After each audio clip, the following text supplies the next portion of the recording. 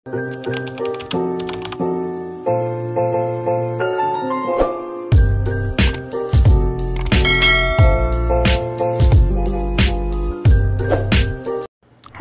mga kamanay, ayan, bagong gising, bagong umaga, bagong taon at bagong buhay. Ayan mga kamanay, day off ko nga pala ngayon. Hindi ko kasi nakuha yung day off po nung Sunday, kaya ngayon ako nag-day off. Ayan mga kamanay, kagigising ko nga lang, nag-imis-imis na ako. Ayan, mukhang bruha pa si kamanay. Ayan, at yung pinagkainan nga kagabi, aking niligpit na rin nilagay sa lababo. Ayan mga kamanay, at siniparate ko na rin ang mga labahan sa ang puti sa dicolor. Ayan, para mamaya ay aking lalabahan na.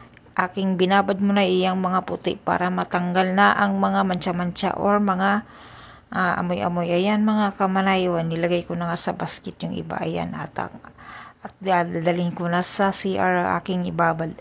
Ayan mga kamanay, kumusta na yung inyong mga New Year's? Ayan mga kamanay, magkape muna tayo habang binababad pa ang ating labahan. Ayan, kape tayo.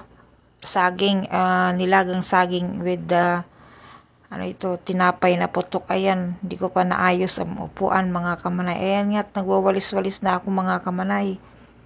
Ayan, sige, para matanggal ang alikabok at mga dumi. Ayan mga kamanay, habang tayo day off, kailangan nating mag-imis-imis dahil halos 10 days na may promo, kaya walang day off mga kamanay, kaya marami ang bahay, hindi man lang nawalis-walisan. Ayan mga kamanay, habang nagwalis ako, nagkukuskus na rin ako ng sahig, pinupunasan ko. Ayan mga kamanay, kumusta ang ating mga New Year's dyan?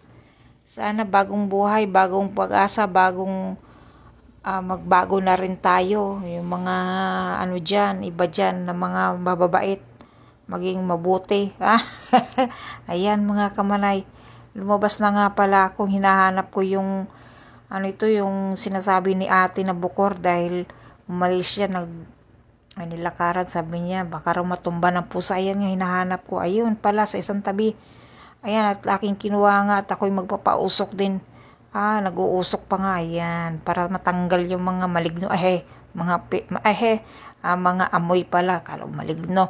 Ayan mga kamanay, dinala ko na nga sa kusina at aking lalagyan na naman ng pausok para bumango-bango ang kwarto, ang mga sala, ang kusina. Ayan, mga kusina, nagkakalat ng mga gamit niya. At ayan, pinaglagaan niya ng saging. Ayan, akin nang kinuha ang panglagay pangpapausok para bumango-bango ang yun pa yung mga saging ni ate. Saging na enjoy yan.